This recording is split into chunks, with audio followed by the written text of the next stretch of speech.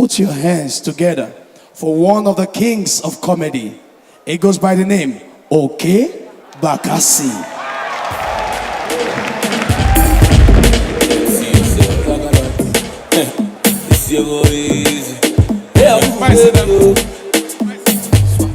Yeah. DJ, no worry. They tell me I get like 5 minutes. Too many people there. I don't know what in 5 minutes could do me reach, but I'll just touch small on everything where everybody don't touch. Let me start with the South African lady. We come. She did very well. I just they watch, they listen. She was amazing. Especially when he talks, say Nigerian guys they try. At least our sisters when I know say they try now. Now that you have heard from a stranger, I don't know what else we need to prove now. Because the problem where we get, for here, Nigerian girls don't see us finish. Now see finish. Now a stranger they come and confirm, say we did.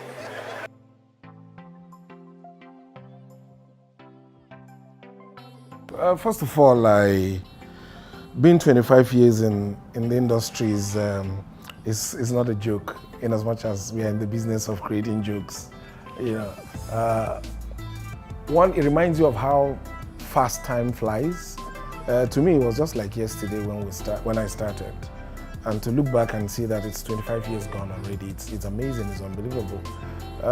It makes me feel a deep sense of gratitude towards everybody who has contributed in any way to the success of the past 25 years.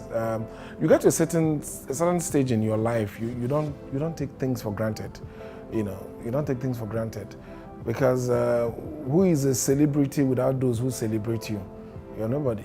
To think that people have been supportive of my career in the past 25 years, fans, friends, family, I'm so grateful to all of them. And most especially to God Almighty, because first of all, you have to be alive to even begin to accomplish anything. So it has been a very rewarding experience. And the event itself, even gave me an opportunity to, once again, appreciate how blessed that I am, and appreciate all those who have been very supportive of what I do. They are men. They hate Nigerian men. Because this xenophobia, not be any other thing. Now beef.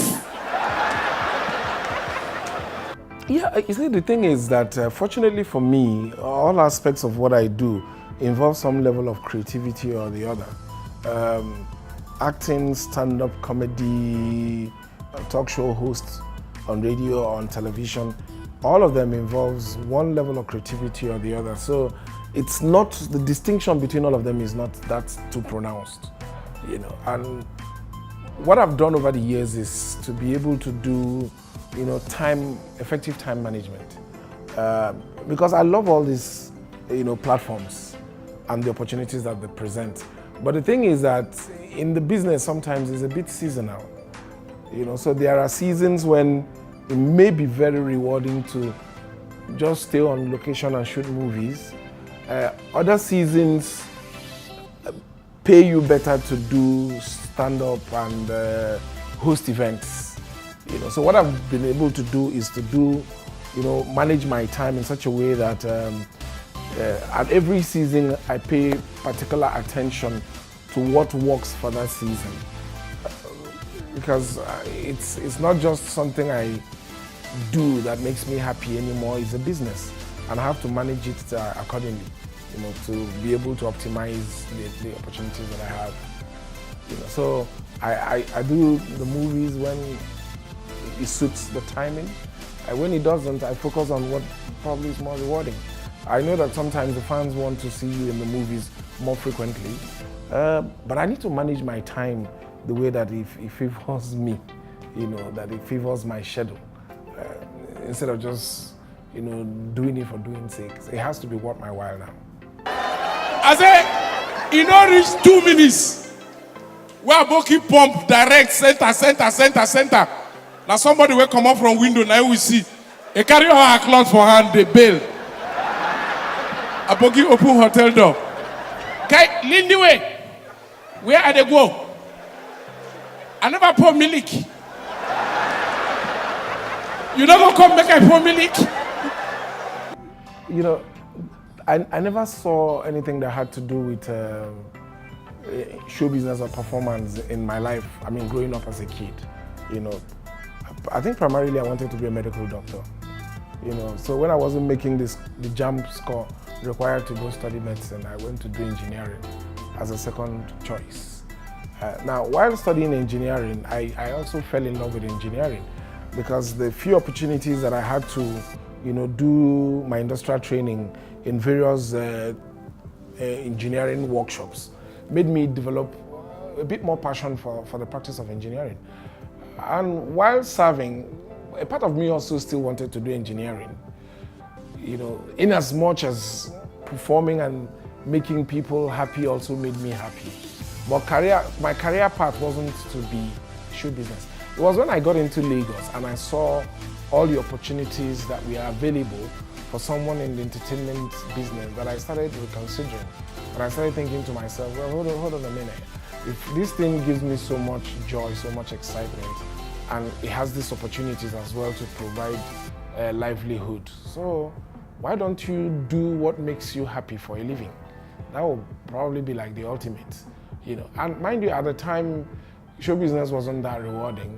You know, you just managed to get by.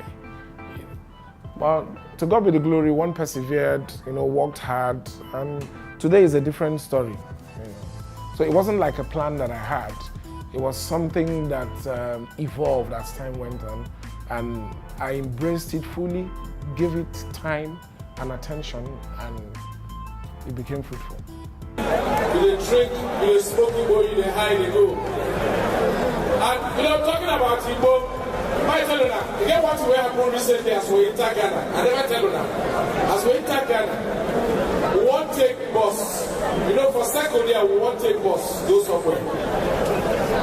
The bus driver and the mate, the bus driver, they control bus. But you don't say mates, they smoke you go for back. They load passengers. Small time, the guy, they Achobata, people they enter, people they enter. Achobata, people they enter. The guy they take. And you know, Igbo people, I don't know why when they take one drink, pepper they inside. I don't understand. Why when they take one drink, they do? I say get pepper.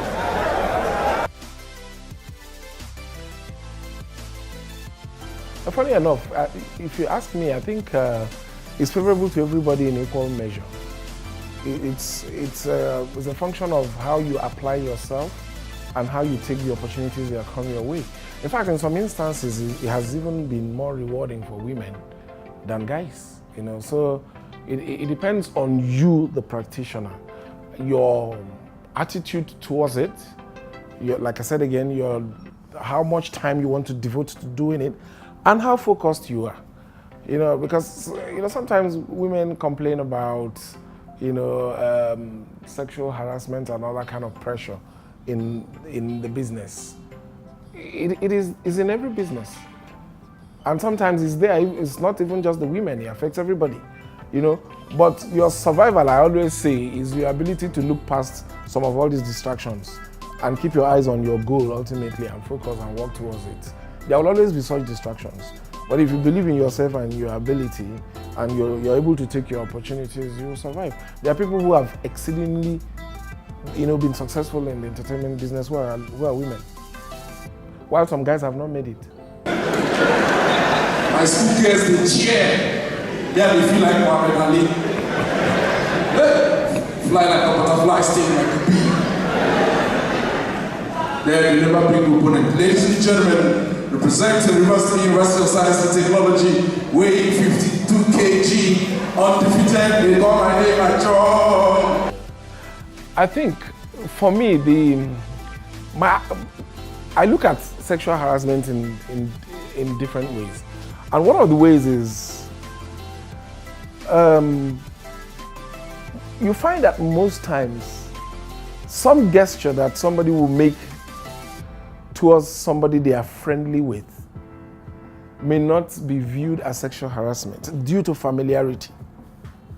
But you try the same gesture with somebody who you're not that familiar with, it becomes sexual harassment. So it's a thin line. Let's say you are my colleague at work and we relate very well. We can play funny pranks on each other and it will be seen as joke. But it does not give me the liberty to try those pranks with the next colleague who is not that familiar with me. If I do that, it may become sexual harassment. So you see, it's a thin line. But there are obvious cases of sexual harassment when a boss or somebody who is superior to somebody is leveraging on their position and is blatantly, trying to, encroach on your personal space. It becomes a clear case of sexual harassment. Otherwise, in some of these other smaller cases as we see them, it's all, it's subject to interpretation or misinterpretation. So I think to a large extent it depends on who is giving and who is receiving. You may do something to me, I choose to overlook it. You try it with somebody else, it becomes harassment. It's tricky, except in cases that are too very, very obvious. And you find it in every industry, not just in show business. It's everywhere. If you ask bankers, they will tell you their experiences. You ask doctors, nurses, they will tell you their experiences. There are even people in the legal profession. It's all over the place. As long as you have people interacting with people, things like that will happen. This guy will come out like Mike Tyson. Now, if you know Mike Tyson in his heydays, when Tyson is coming up to the ring, Tyson has all these things where with the rascal, all that shouting. No, Tyson does not do that. All he does is shake his head. Like refugees, can we get on with this? Yeah.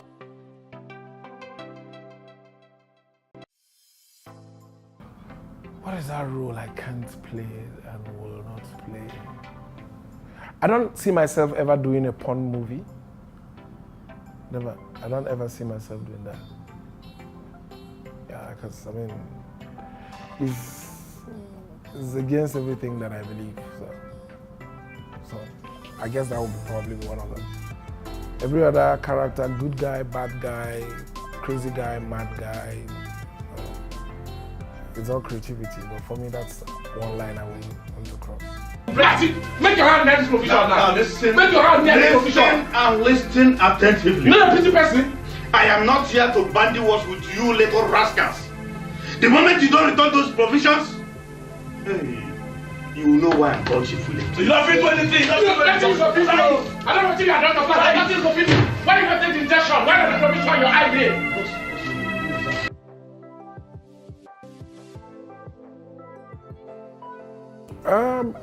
Funny enough, I think lots of Nigerians multitask because it has become a way of survival in this country. Then again, if you look at show business, the way it's practiced elsewhere, let me give you an example with somebody like a Steve Harvey, for instance. I am not half as busy as Steve Harvey. I don't even know how that man juggles everything that he does. Okay? Morning hours, he's on radio. Okay? Later in the day, he's flying into one city to do some of his TV shows. He has numerous projects that he's on. I don't know how he does it, and he's also a family man. So when I see people like that, it motivates me. It tells me that, okay, if you think you're busy, you have not even started. So I think it's all about scheduling and time management. I have a very hectic schedule.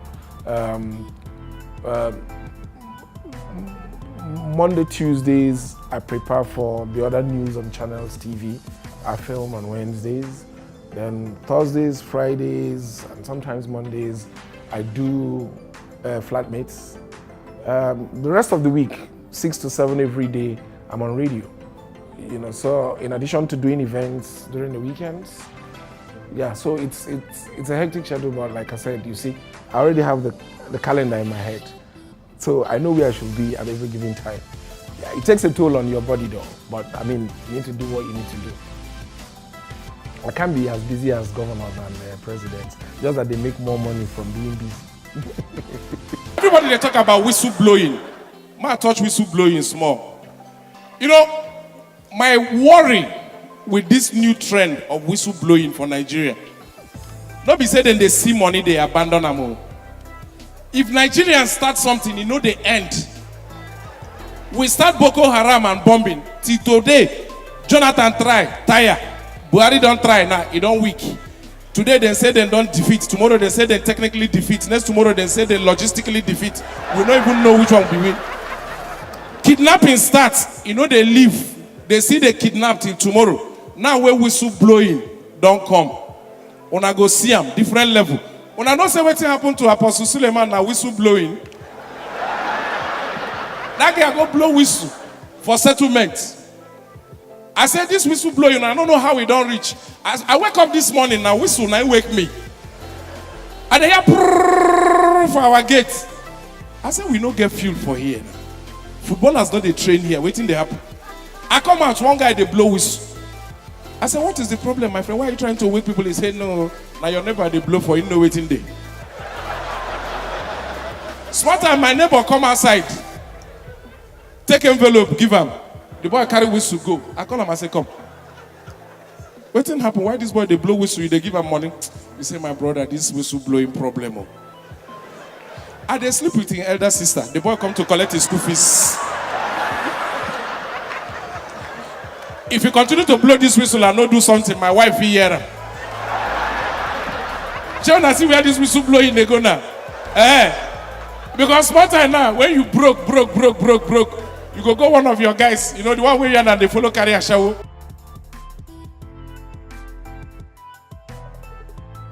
I wouldn't say it's an advantage. In fact, it's a disadvantage. You know, because in all this craziness, you know, you want to come home to a warm welcome by family. You understand? And that is the one thing that I miss. Because you're a human being, you're not a robot. When you do all this work, you know, you need a bit of balance. You want to come home to the warmth and warm embrace of family, you know. Welcome, Daddy. How was your day? Welcome, honey. How did your day go? Then you can spend the rest of the evening unwind with family, wake up stronger and better, and go back to work. You know, family being here, there, or anywhere does not in any way affect your schedule. If this is my schedule, if they were here, it will still be my schedule.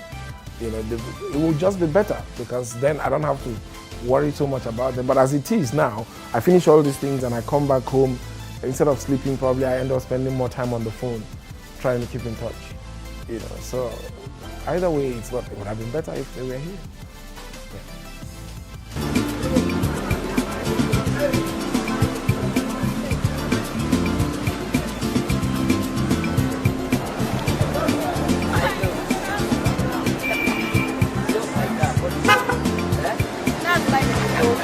Everything is just like that. You know.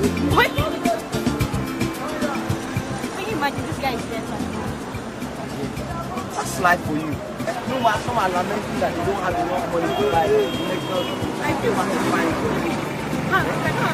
Can you give me I would have loved to do some money.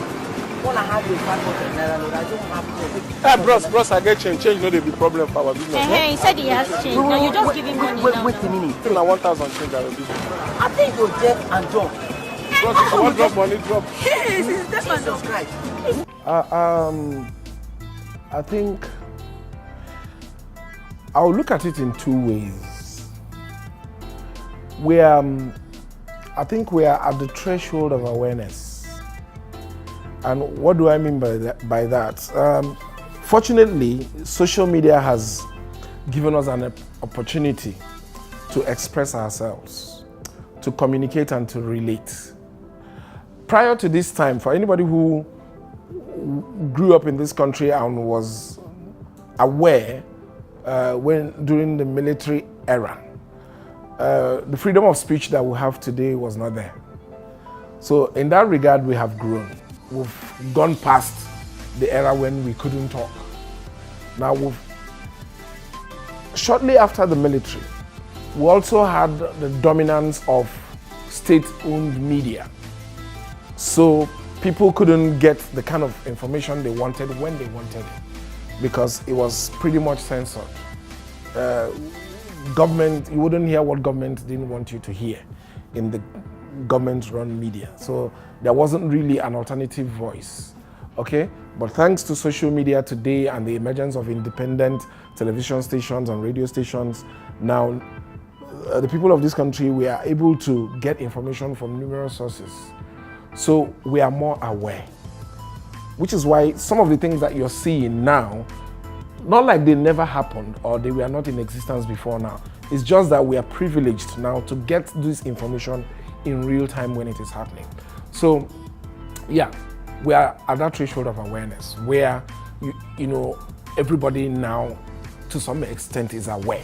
If you're not, it's because you're the one holding yourself, not because the information is not there for you. So politically, when you have awareness, you can make better choices. Another good part of the democracy as we have it is that something tells me we're inching closer to the end of the era of those people who have held us down over years. It's astonishing that since independence in 1960, a group of people, maybe less than 60, have held us politically hostage and have recycled leadership amongst themselves over that period. And something tells me, you know, it's only logical that law of natural selection means that older people will fade away first. All right, so that generation will soon completely bow out, and maybe liberation will fully come. Okay, because we are seeing the last batch of them throwing their weight here, there, and everywhere. They can't live forever. All right, so it's either they bow out honorably or nature will bow them out for a fresh set of people, you know, to come in. And so with the awareness and with nature taking its toll, I see a new beginning in the future for our country. You know, so we all should be gearing up to play our own individual roles in totally and finally liberating this country so that it can become the great nation that God has destined it to be. I guess, like most Nigerians, I'm passionate about this country. That is why I'm still here. Some of us have the privilege of going to live elsewhere and take up their citizenship. But that we'll see here is because we love this place. So, I mean, it troubles you when you see the country not going in the direction it should be going, when we are still talking about power supply, potable water, good roads, when other countries are looking at alternative sources of energy, wind, solar, and everything. We are struggling to make electricity work. It's a shame.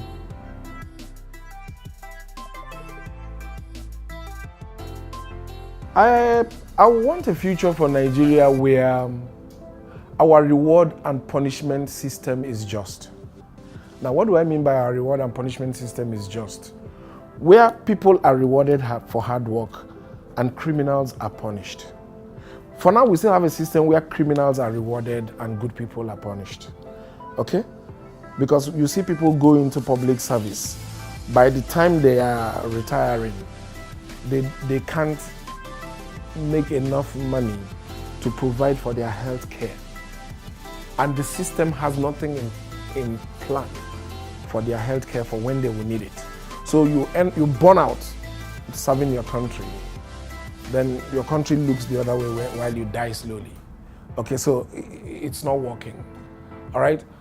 Instead, you go into politics. It doesn't matter your background. You can be a criminal, an ex-con, and you're generously rewarded to the extent that by the time you retire from maybe being a governor and you're collecting your pension from being a governor, the system rewards you with being a senator.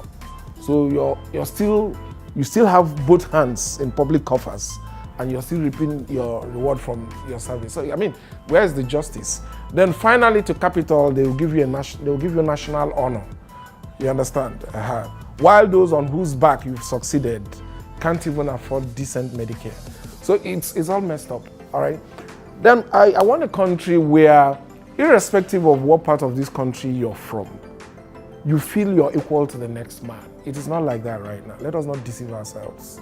There are some sections of this country where you come from and you feel like you're second rate, or the country forces you to feel that you're not part of this system called Nigeria. So until we get rid of quota system and begin to reward excellence, so we give opportunities to our best and the brightest. It's common sense. that the best people occupy the best positions. But we have a situation where the best people will have to wait so that the disadvantaged people, in quote, can occupy that space. We can't make progress like that, okay? Until we get rid of the state of origin syndrome that holds us back and begin to put emphasis on state of residence. So for example, I've lived in Lagos for 25 years. I should lay claim to Lagos completely. More than a child who was born here to Lagos parents just 10 years ago. But the irony is that the child who was born to both parents from this part of the world has more rights than me, even if the person is 5 years old. While I've been here 25 years old, it doesn't matter. When is that time for you to reap the benefit, they will tell you to go to your state of origin. Meanwhile, when it's time to count census, they will count you here in Lagos. So statistically, you are counted here, which means your benefit should come here. But when it's time to get your benefit, you have to go to where your parents are from. It makes no sense. So if somebody can live here and go to the United States, for example, and in a few months you're a United States citizen, maybe by virtue of your parents went there to give birth to you, and you have rights and privileges of everybody, and you can be here and not have it, it's terrible. So that's the kind of future that I see for this country. And until we get to that kind of future, all these things we are doing is waste of time. This fighting of corruption they are doing now is a charade, is business. It's going nowhere. Just tell me one country that is developed in the world where they are doing war against corruption. There's none. There's none. These are the kind of jargon you find in countries that are still so backwards. I've never heard about war against corruption in the United States, the UK, Germany. They don't talk about war against corruption. The system is in place. If you commit an offense, you're going to jail. They don't have to do a campaign specially to tell you not to be corrupt, because you go to jail. In other places like China and maybe some parts of Asia, they'll kill you. Okay? So it's here that they tell us they're going to fight corruption and they use it to win votes, and they begin to use it as a tool for political witch hunts. So we are so freaking backwards. Yeah. And talking about Igbo, I tell you now, you get what we happened recently as we enter Ghana. I never tell you now. As we enter Ghana, we won't take bus. For second year, we won't take bus, go somewhere. The bus driver and the mate, the bus driver, they control bus. But don't say it makes they smoke Igbo for back. They load passengers. Small time, the guy, they Achobata, people they enter. People they enter. Achobata, people they enter. The guy they take.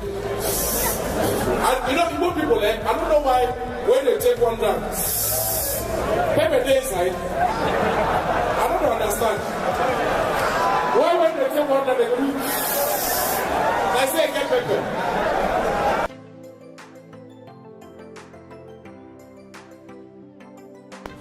Yeah, the thing is that I've never had any business personally with hard drugs. It's a no-brainer. I find that young people normally at a certain age will want to experiment, get adventurous, okay? But it makes it easier to make good choices when you have good parental upbringing, and government is doing their fair share by creating the necessary awareness. Putting the necessary laws and strict regulations in place to make sure that it's so difficult for somebody to abuse these drugs. Now, we probably don't have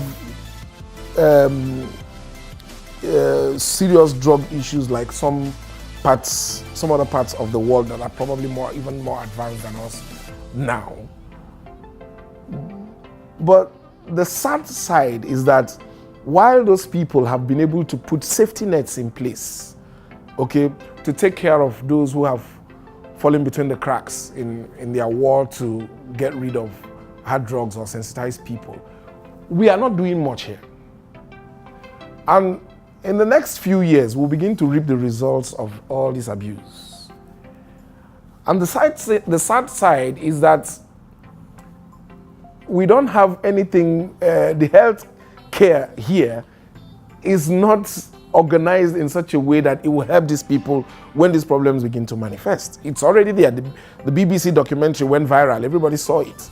People were chained to the floor, to trees. Is that the kind of healthcare that will take care of the problem that we are expecting to come out of all this drug abuse? Okay? If you live here again and go to some, I hate to draw comparison, but you can't help it. You go to some places, you can't sell alcohol in an environment where kids will come. They'll seize your license. But you go to children's parties here, we are serving alcohol. In fact, you have more alcohol flowing here at children's parties than even at adult parties. Because while the kids are busy running around, their parents are busy popping champagne and drinking all manner of hot drinks. You know, so at a very tender age, these kids are all surrounded by the presence of alcohol, which is not a norm in other places. In some places, you can't send a kid to go buy alcohol or buy cigarettes. And the reason they look at ID cards before you get into a club overseas is because there will be alcohol in that environment. And they want to be sure that you're up to 18 before you can step foot in there. Do we have these regulations? Let us ask ourselves. We don't. This is a place where you can send your 6-year-old to go across the road and buy Uncle beer. And you're sure they will sell the kid beer. You can send a small child to go to Mala there and buy you cigarette, and they will sell to the kid. So, I mean, how already it's accessible to everybody. And these are some of the things, it's a no-brainer. What is the Ministry of Health doing? What are the regulating authorities doing to make sure that these things don't happen? So you find that nobody is really doing anything. So the kids have elevated it to the point where, you know, they are getting high on all manner of things, to the point that all these other ones are no longer working, so they are stepping it up. So instead of also singling out some few pharmaceutical companies to shut down because suddenly BBC embarrassed us with the codeine saga, you understand? Government should begin to, you know, play their role in sensitizing people. There are things drugs that in other climes you can be bought over the counter.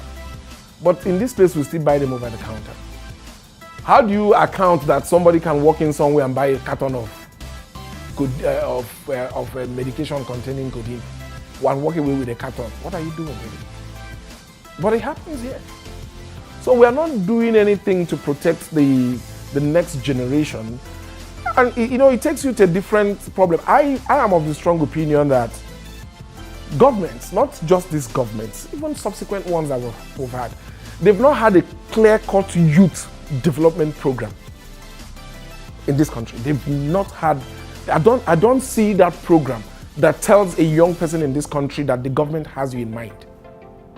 Is it a system where if there's an available playground put into the map of a particular development center, one government official will use it as shopping complex for the wife, to the detriment of the kids who would have been using that playground for a place to play and hone their skills and develop their talents?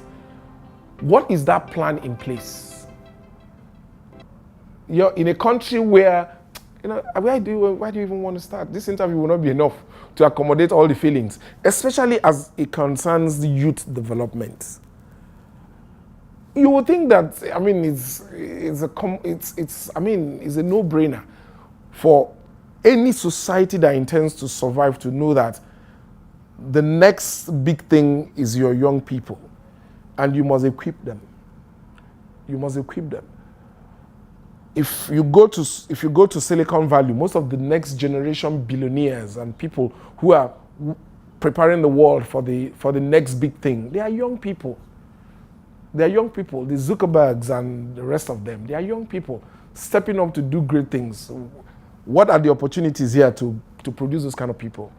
So you find that for you to even make those kind of giant strides, you have to first of all go abroad, which is why our doctors are leaving, our nurses are leaving, all our bright minds are leaving, you know, because they feel that for them to be able to achieve anything, they first of all need to live here, you know. So most times people come here when they are close to dying. So like this is the cemetery for very successful people. Yeah. How much? 1,250. 1,250 only. That's why you're shouting. Hey! Now you want everybody to come chop for your restaurant. If I take microphone, take a shout out. When I get license, invoice. Yes. Evidence. I don't understand what you mean. Abikao, you know say if I chop finish, I must peel am. In fact, the toothpick. I have toothpick. I left toothpick. You left your toothpick here. Aya, bring it now. Okay. No. I tried politics. I tried contesting before. When the time is right, I'll do it again. Okay. But for now, I have other platforms that I'm developing, and none of them is related to partisan politics for now. None of them is related. Maybe because I've experienced it a little and I know what is involved. I'm better informed now. So by the next time I do it,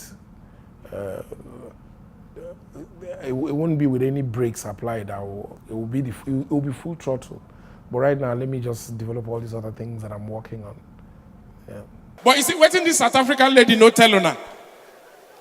Now say, one of the reasons why South African girls, they like Nigerian men. We make their men, they hate Nigerian men. Because this xenophobia, no be any other thing. Now beef. Gang.